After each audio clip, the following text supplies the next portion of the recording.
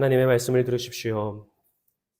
저에 대하여 모든 선지자도 증거하되 저를 믿는 사람들이 다 그 이름을 힘입어 죄 사함을 받는다 하였느니라.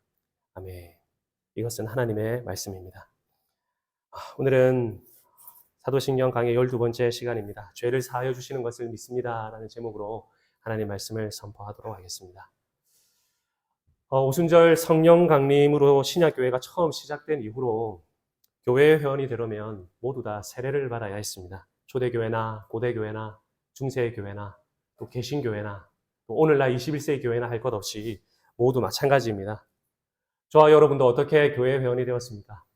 세례를 통해서 교회 회원이 되었습니다. 세례는 어떤 사람이 받습니까? 세례는 죄 사함을 받은 사람들이, 죄 씻음을 받은 사람들이 받습니다. 스스로 죄인임을 인정하고 회개하며 예수님의 보혈로 죄 씻음 받은 것을 믿고 고백하는 사람들이 세례를 받을 수가 있습니다. 우리가 교회의 회원이 되었다 하는 것을 바꿔서 말하면은 죄를 사하여 주시는 것을 믿은 사람이다. 그렇게 말해볼 수가 있겠습니다. 물론 우리 중에는 언약에 따라가지고 유아 때 세례를 받은 자녀들도 이 자리에 앉아 있습니다. 유아 세례 받은 자녀들 여기 있습니까? 손을 한번 들어보실까요? 예, 우리 손을 번쩍 드는데요. 우리 유아 세례 받은 분들, 또 나중에 입교한 분들, 아직 입교하지 않았지만 유아 세례 받은 자녀들도 이 자리에 앉아 있습니다. 방금 손든 우리 유아 세례 받은 자녀들은 아직까지 스스로의 입술로 예수님을 나의 구세주라 믿고 고백하지는 않았지만 여러분도 훗날 예수님 때문에 나의 모든 죄도 용서받을 수 있어요. 이렇게 믿고 고백하면은 우리 교회의 정식 회원이 될 수가 있습니다.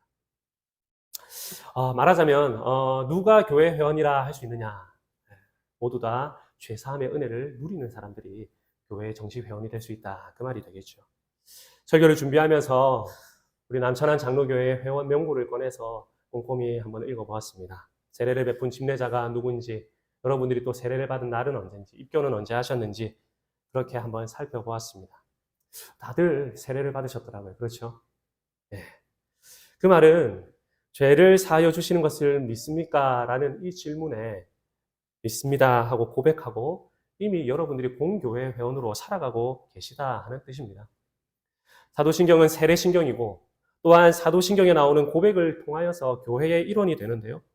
특별히 죄 사함을 믿는다는 고백이 교회의 회원됨과 깊이 연결되어 있다는 이 사실을 우리가 결코 잊어서는 안 되겠습니다.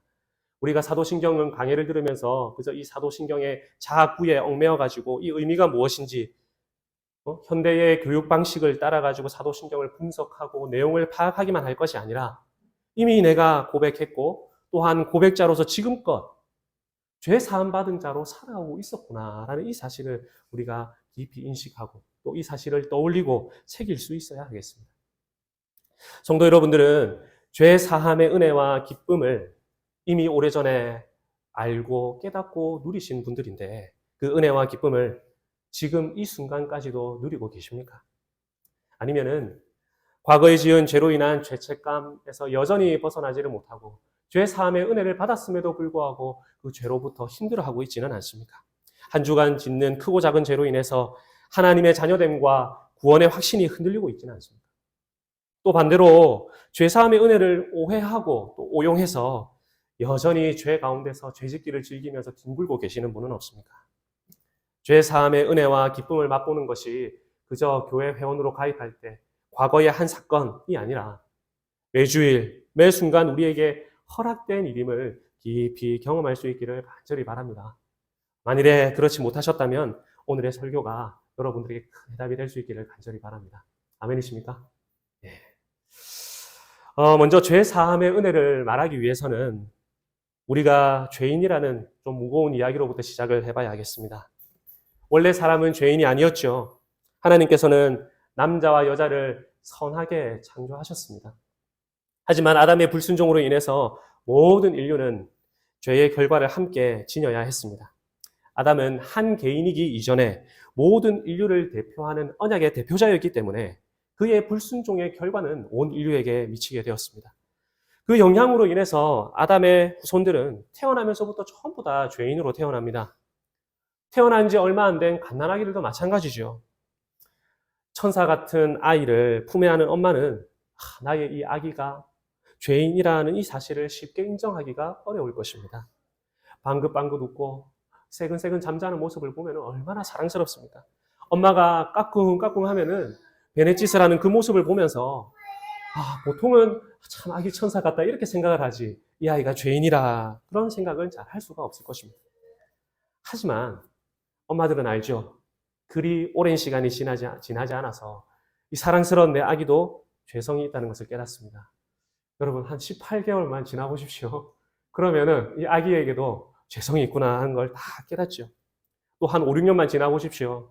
누구에게도 배운 적이 없는 거짓말을 어떻게 뻔뻔하게 다 하고 있을까 이런 생각을 하게 됩니다. 아이 속에 죄된 본성이 내재되어 있음을 맞닥뜨리는 상황을 우리는 아이를 키우면서 수도 없이 만납니다.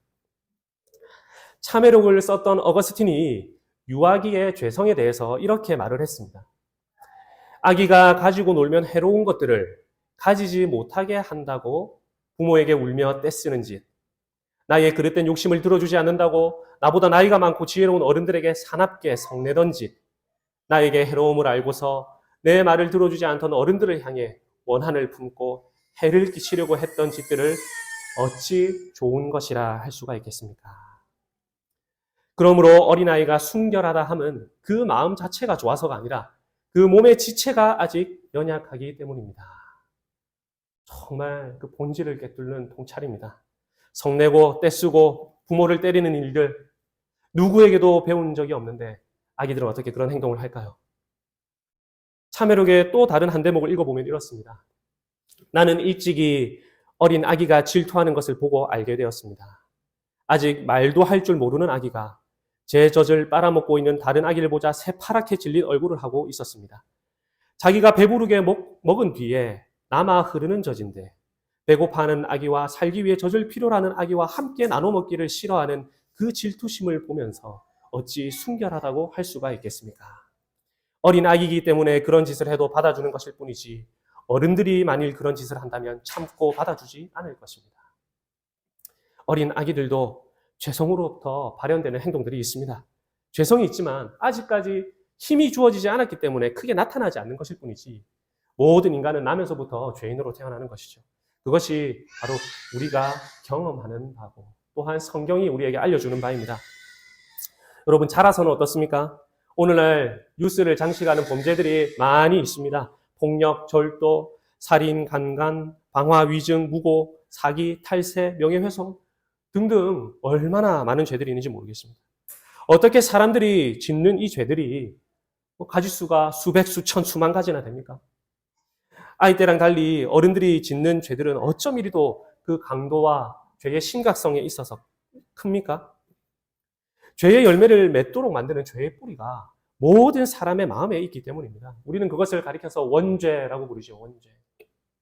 아담의 타락으로 인해서 온 인류는 죄의 책임은 물론이고 죄로 인한 본성의 부패와 오염까지 다 이어받게 되었습니다. 그렇기 때문에 사람들이 만들어내는 죄의 가지수가 이렇게도 많은 것입니다. 사람의 내면에 죄된 본성이 있기 때문에 오늘까지는 아주 도덕적인 삶을 살았다 하더라도 내일에는 극악무도한 죄를 저지를 수도 있는 가능성이 늘 있는 존재가 바로 인간입니다. 여러분, 하나님 마음에 합한 자라 평가를 받았던 다윗을 잘 아시죠?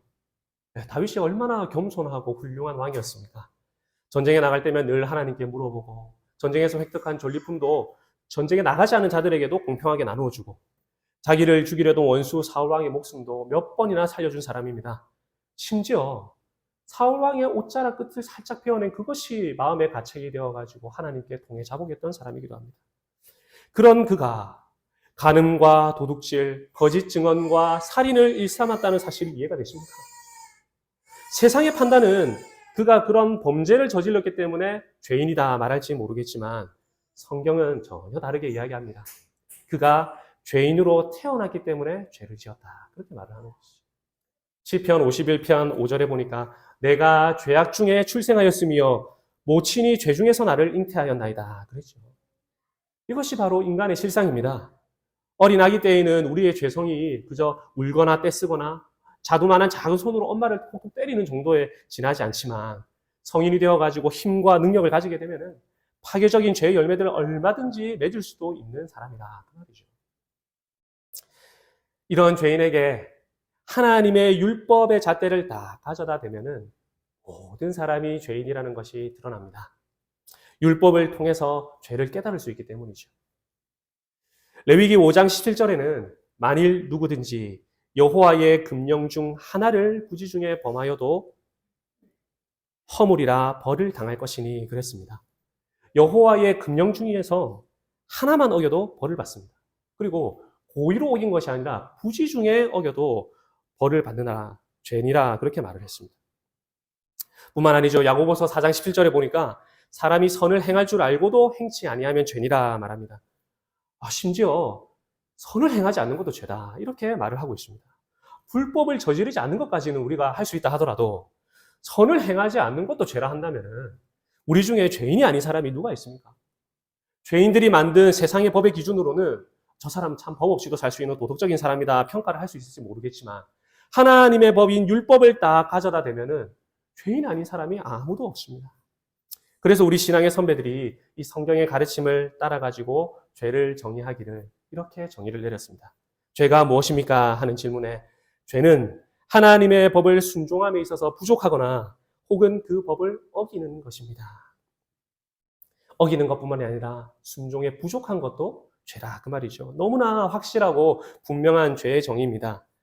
하나님의 율법을 잣대 삼아서 우리에게 다 가져다 대면은 저와 여러분 중에 죄인이 아닌 사람이 누가 있습니까? 목사님, 나는 그래도 하나님의 법을 나름대로 잘 지키고 있는데요. 죄인이란 말씀하시니까 좀 그러네요.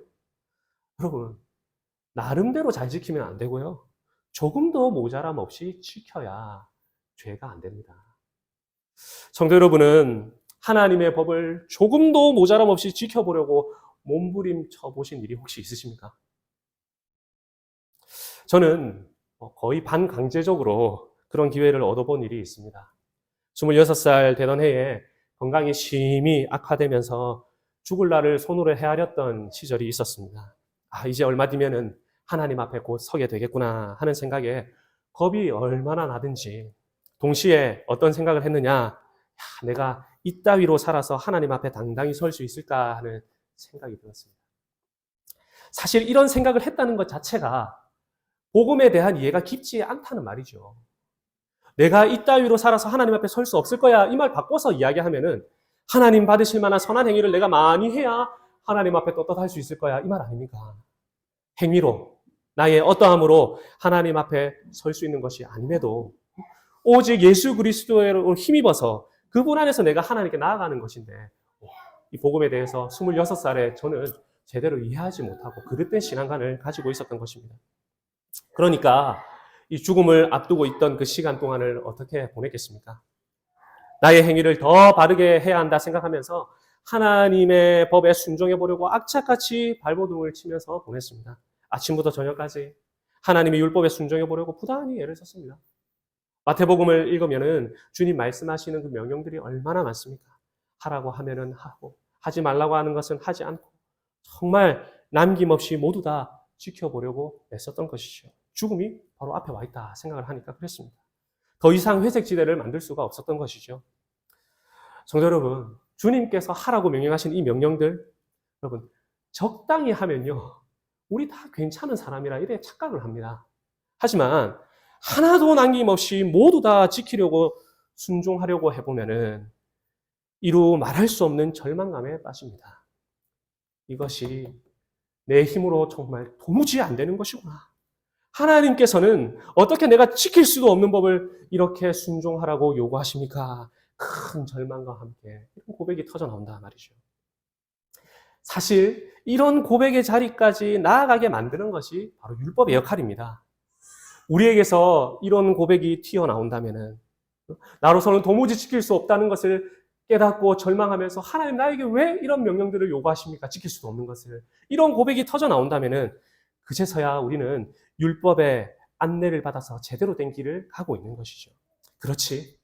너의 힘과 노력으로 하나님께 인정받으려는 너의 한계를 철저히 깨달았느냐? 너로서는 도무지 안 됨을 이제는 알겠니?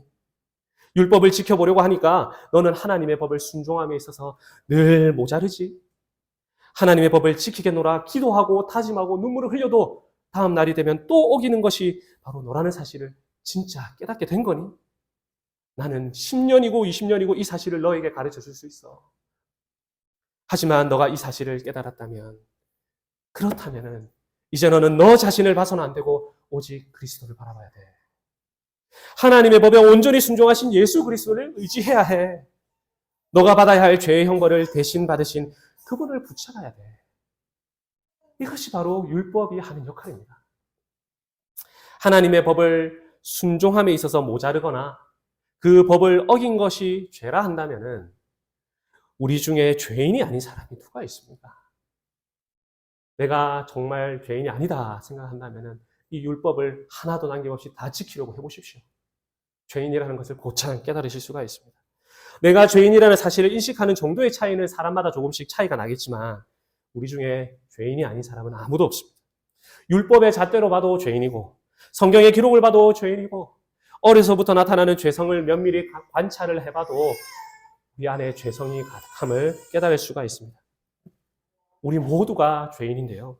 이런 우리에게 죄 사함의 은혜마저 없다면은 우리는 얼마나 비참하겠습니까? 죄 사함의 은혜마저 없다면 우리의 결국은 어떻겠습니까? 우리의 마지막은 하나님의 심판이고 영원한 지옥의 형벌이죠. 살아있는 동안에는 하나님의 진노 아래서 살아가는 것이고 죽은 그 이후에는 하나님의 진노가 내려서 몸과 영혼이 영원한 지옥불에서 가장 견디기 어려운 고통을 쉼없이 받게 되는 것이죠. 그런데 얼마나 다행스럽습니까? 우리에게 죄 사함의 길이 있다는 이 사실 말입니다. 죄를 사하여 주신다 하는 것이죠, 하나님께서. 오늘 우리가 함께 읽은 말씀에 보니까 저에 대하여 모든 선지자도 증거하되 저를 믿는 사람들이 다 그 이름을 힘입어 죄 사함을 받는다 하였느니라 그랬습니다. 죄 사함의 길이 무엇입니까? 죄 용서받는 은혜를 누릴 수 있는 길이 무엇이죠? 저를 믿는 사람들이 그 이름을 힘입어 죄 사함을 받습니다. 저를 믿는 사람들이 예수라는 이름을 힘입어 죄 사함 받습니다. 예수라는 그 이름, 자기 백성을 저희 죄에서 구원할 자이심이라 천사가 알려주었던 예수라는 그 이름, 그분을 믿고 의지하면 죄 사함의 은혜를 누릴 수 있습니다. 이 죄 사함의 은혜 이야기할 때마다 많은 이들이 착각하는 게 있습니다. 무엇이냐 하니까 죄 사함을 받으려면 내가 회개해야 하는 게 아니냐. 그러니 죄 사함은 회개라는 나의 행위에 전적으로 달려있다. 로마 가톨릭이 이야기하듯이 우리가 고해라는 행위를 해야 그 행위가 근거가 되어서 죄 사함을 받는 게 아닙니다. 우리가 눈물, 콧물을 흘리면서 참회의 기도를 몇 시간 동안 드렸다 한들 예수 그리스도의 십자가가 없다면 죄를 사하여 주시는 일이 일어날 수가 있습니까? 주님이 없이는 죄를 사하여 주시는 일이 이루어지지가 않습니다. 그러니 우리가 절대로 놓치지 말아야 하는 이 죄 사함의 근거는 오직 예수 그리스도라 그 말이죠. 나의 행위가 아니라 죄 사함을 가능하게 하시는 예수 그리스도라 그 말입니다. 우리가 회개하고 돌이킬 때에도 오직 그분을 붙잡고 의지해야 되는 것이지 오늘 내가 뜨거운 눈물 흘렸어. 죄 지은 일들을 후회했어. 우리가 이렇게 말한다 한들 예수님이 없다면 어떻게 죄 사함을 받을 수가 있겠습니까? 사랑하는 성도 여러분들은 죄 사함을 믿습니까? 무엇 때문에, 아니 누구 때문에 하나님께서 여러분의 죄를 사해 주십니까? 여러분 때문에? 여러분이 무슨 선한 일을 해서? 여러분의 참회했다는 그 행위 때문에? 결코 아닙니다. 오직 예수님 때문에 죄 용서의 은혜를 누릴 수가 있는 것입니다. 그러니 우리가 사죄의 회개의 기도를 할 때마다 누구를 붙잡으면서 기도해야 되겠습니까? 그렇죠. 예수님 붙잡고 기도해야 되는 것입니다. 주께서 이르시되 그날 후로는 그들과 맺을 언약이 이러하니라 하시고 내 법을 그들의 마음에 두고 그들의 생각에 기록하리라 하신 후에 또 그들의 죄와 그들의 불법을 내가 다시 기억하지 아니하리라 하셨으니 이것들을 사하셨은즉 다시 죄를 위하여 제사 드릴 것이 없느니라. 하나님께서 우리의 죄를 사하여 주시고 우리의 불법과 죄를 기억하지 않으시는 근거가 바로 이 말씀에 잘 나와 있습니다. 무엇 때문에 우리의 죄를 용서해 주신다 말합니까? 다시 죄를 위하여 제사 드릴 것이 이제 없어졌기 때문이다. 영단번에 제사가 드려졌기 때문이라 그 말이죠. 새 언약의 제물이신 예수님이 우리를 대신해서 죄 사함의 근거로 드려지셨기 때문에 하나님께서 우리의 죄를 기억하지 않으시고 우리의 죄를 용서해 주시겠다. 그래 말씀하고 계시는 것입니다. 누구를 붙잡아야 합니까? 예수 그리스도를 붙잡아야 죄 사함의 은혜가 찾아오는 것이죠. 근데 사실 이 사죄는요, 우리의 죄를 용서하는 차원에서만 그치는 것이 아니라 더 나아가서 우리를 의롭게 하는 것과도 깊이 연결되어 있습니다. 그저 죄를 용서하시는 데만 끝나지 않고 적극적인 면이 더 있는 것이죠. 성도 여러분, 구약의 백성들이 자신의 죄를 용서받기 위해서는 어떻게 해야 했는지 아십니까? 네, 흠도 없고 점도 없는 아롱진 것이나 주름 잡힌 것도 없는 깨끗한 제사 제물을 가지고 하나님께 제사를 드려야 했습니다. 죄 용서를 받기 위해서 제사 제물을 바쳤던 것이죠. 제사를 드리기 전에, 제물을 잡기 전에 이 사죄를 받아야 할 죄인은 깨끗한 제사 제물에 안수를 합니다. 안수를 한다는 것은 이 제사 제물과 내가 하나로 연합했다 하는 것을 말하는 것이죠. 안수와 또 제사를 통해서 죄인의 죄는 제물의 것이 되고 흠도 점도 없는 제물의 깨끗함, 구별됨, 거룩함은 이 죄인의 것이 되는 것입니다. 이것이 보여주는 바가 무엇입니까? 제물에게로 죄가 넘어가듯이 우리의 죄를 예수님께서 짊어지시고 제물의 거룩함이 죄인의 것이 되듯이 예수님의 거룩함과 의로움과 정결함과 흠 없으심이 또한 우리의 것이 되는 것이죠. 이것을 우리의 선배들은 이중적인 교환이라 이렇게 불렀습니다. 그리스도와 연합한 자는 죄 사함의 은혜를 얻게 되고 또한 동시에 의롭다함을 얻게 됩니다. 죄 사함의 은혜만도 감사한데 하나님은 예수로 인해서 의로움까지 우리에게 덧입혀 주시는 것이죠. 사랑하는 성도 여러분, 저와 여러분은 예수님 안에서 모두 죄 사함의 은혜를 받은 사람들입니다. 아멘이시죠? 혹 우리 중에 과거에 지은 죄로 인해서 지금까지도 죄책감에서 자유하지 못하고 계신 분이 혹 있습니까? 하나님과 사람에게 회개하고 용서를 받았음에도 불구하고 여전히 스스로를 학대하고 있는 분들이 있습니까? 여러분의 죄가 하나님의 아들이 인성으로 죽으셔야 할 만큼 큰 죄인 것도 분명히 맞지만 동시에 아들이 죽으셨기 때문에 모두 용서받은 죄인 것도 확실한 사실입니다. 예수님의 십자가 죽음이 씻지 못할 만큼 큰 죄는 이 세상에 없습니다. 그렇기 때문에 우리가 예수 그리스도 안에서 용서받았음에도 과거에 지은 죄로 인한 죄책감에 얽매여서 스스로를 계속 학대하고 있다면 그 예수님의 죽음을 헛되이 만드는 일입니다. 우리의 죄성과 우리가 지은 과거의 죄들이 설령 진홍처럼 붉은 죄라 하더라도 예수님의 희생은 그 붉은 죄도 충분히 덮고 남을 만큼 큰 것이다 하는 사실을 믿으실 수 있기를 바랍니다. 여러분은 죄 용서 받은 사람들입니다. 우리는 죄 용서 받았을 뿐 아니라 또한 의로워졌지요. 그러니 스스로를 정죄하지 마시기를 바랍니다. 그러므로 이제 그리스도 예수 안에 있는 자에게는 결코 정죄함이 없나니 이는 그리스도 예수 안에 있는 생명의 성령의 법이 죄와 사망의 법에서 너를 해방하였습니다. 그랬습니다. 예수님 안에 있는 여러분들을 하나님 아버지께서 결코 정죄하지 않으신다. 그래 말씀하시는데 왜 우리가 우리 자신을 정죄합니까?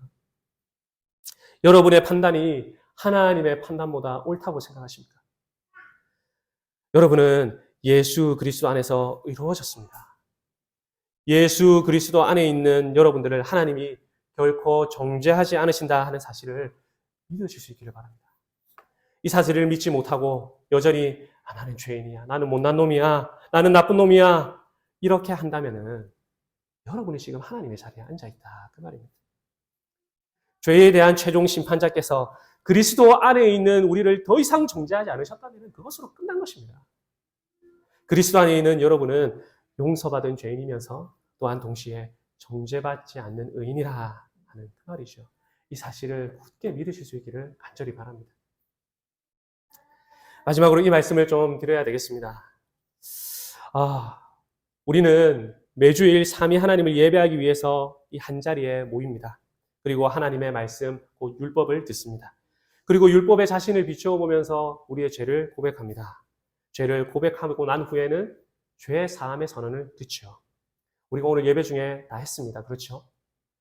자, 그런데 죄를 사하여 주시는 이 일이 어디에서 일어나고 있습니까? 바로 예배의 현장에서 일어나고 있습니다. 바로 교회에서 일어나고 있습니다. 죄가 사해지는 현장이 어디라는 말이냐? 개인의 골방도 아니요, 내 마음속도 아니요, 교회라는 현장이 바로 여러분의 죄가 사하여지는 장소입니다. 저와 여러분 모두 세례를 받으셨죠? 세례는 제가 죄 사함의 표라 말씀을 드렸습니다. 죄 사함의 표시인 이 세례는 그러면 어디서 받습니까? 개인적인 내 집에서 받습니까? 내 골방에서 받습니까? 그렇지가 않지요. 이 역시 교회에서 받습니다. 공예배의 자리에서 세례를 받습니다. 이 말은 죄 사함의 현장이 또 어디라는 말입니까? 예배의 자리요. 성도가 서로 교통하는 교제의 자리, 곧 교회라는 자리입니다. 교회라는 현장입니다. 우리는 이제 설교를 마친 뒤에 이 성찬을 받게 됩니다. 예수님께서 떡을 나눠주신 뒤에 이와 같이 잔을 가져 나누시면서 이렇게 말씀하셨습니다. 받아 먹으라. 이것은 죄 사함을 얻게 하려고 많은 사람을 위하여 흘리는 바 나의 피 곧 언약의 피니라. 죄 사함을 얻게 하는 언약의 피, 곧 성찬의 포도주를 우리는 어디에서 받아 마실 수가 있습니까? 어디입니까? 그렇죠. 바로 교회입니다. 예배라는 현장에서 받아 마십니다. 사죄의 포도주가 주어지는 자리가 예배의 자리요 교회라는 현장입니다. 하나님께서는 죄 가운데, 죄책감 가운데 스스로를 괴롭게 하는 우리를, 연약한 우리를 홀로 내버려 두지 아니하시고 이 사죄의 은혜를 예배의 현장에서 계속해서 누릴 수 있도록 언약 백성들을 매주일마다 이 자리로 불러내고 계시는 것입니다. 그리고 이곳에 부르셔가지고 은혜의 방편인 말씀과 성례를 통해서 우리 모두가 죄 사함 받은 존재라 하는 사실을 믿고 확증시켜 주시는 것입니다. 죄를 사하여 주시는 것을 믿습니다 하는 이 고백이 진실된 고백이라 하는 사실을 그러면은 우리는 무엇을 보면 확인할 수가 있겠습니까? 바로 예배의 자리를 보면은 알 수가 있는 것이죠. 성도들이 모인 이 교제의 자리, 교회를 보면은 알 수가 있습니다. 죄를 사하여 주시는 것을 진정으로 믿고 고백하신다면은 사죄가 선언되는 사죄의 현장인 이 예배와 이 교회를 중요하게 생각하시기를 바랍니다. 이 자리가 한 주간 지은 나의 죄가 사함받는 자리요. 아담으로부터 이어진 죄의 책임과 죄된 본성 모두가 사함받았음을 매번 확인하는 자리입니다. 여러분, 사탄은요, 우리를 넘어뜨리려고 얼마나 애를 쓰는지 아십니까? 우리를 그냥 내버려 두지 않습니다. 야, 너 같은 게 그리스도인이라고? 너가 그따위로 사는데 하나님이 너를 사랑하실 것 같아? 너가 과거에 지은 죄 그거 다 잊어버렸니? 이번 주도 죄 짓고 살았는데 하나님이 너의 죄를 또 용서해 주시리라고 생각해. 우리를 수없이 참소하는 이 사탄의 따가운 소리를 우리가 무엇으로 잠재우겠습니까? 이 사죄의 현장에 와가지고 이 사탄의 목소리를 잠재우는 것입니다. 목자가 선언하는 사죄의 선언을 듣고 우리를 위해 나눠주신 사죄의 피를 마심으로써 참소자의 목소리를 잠재워버리는 것입니다. 사탄아, 그 입 다물어라. 나는 또 한 번 예수님 안에서 용서받은 죄인임을 확인했다. 설령 내가 또다시 넘어진다 하더라도 나는 또 확인하러 이 자리에 올 것이다. 이 한 주도 죄 용서의 은혜를 받고 누리는 자로서 합당하게 살아갈 것이니까 사탄 너는 그 입 꼭 다물고 있으라. 이렇게 우리가 사탄의 입을 닫아버려야 되지 않겠습니까? 사죄의 자리에서 그 사죄의 은혜를 깊이 누림으로써 말입니다. 죄를 사하여 주시는 것을 진정 믿고 고백하신다면은 죄가 사해지는 예배의 현장을 애끓는 마음으로 사랑하고 사모하고 찾으실 수 있기를 간절히 바랍니다. 아멘. 말씀을 맺겠습니다. 사랑하는 성도 여러분들, 한 사람 한 사람이 진실로 사죄의 은혜를 누리면서 사실 수 있기를 간절히 바랍니다.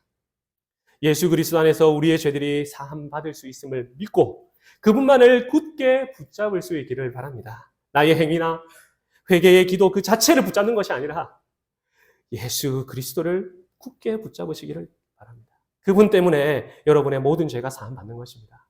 또한 그분 안에서 정죄받지 않는 의인이 될 수가 있는 것입니다. 그리스도를 굳게 붙잡으십시오. 또한 동시에 이 사죄의 현장인 예배를, 교회를 사랑하시기를 바랍니다. 사죄의 현장이 곧 예배의 자리고 교회라 말씀드렸습니다. 주님의 몸된 이 교회를 사랑하십시오. 그리고 이곳에서 누리는 사죄의 큰 은혜로 이 한 주간도 용서받은 죄인이며 의인으로서 살아가십시오. 이런 은혜가 이 한 주간도 저와 여러분에게 풍성하기를 성부와 성자와 성령의 이름으로 축복합니다. 아멘. 우리 주신 말씀을 기억하면서 시간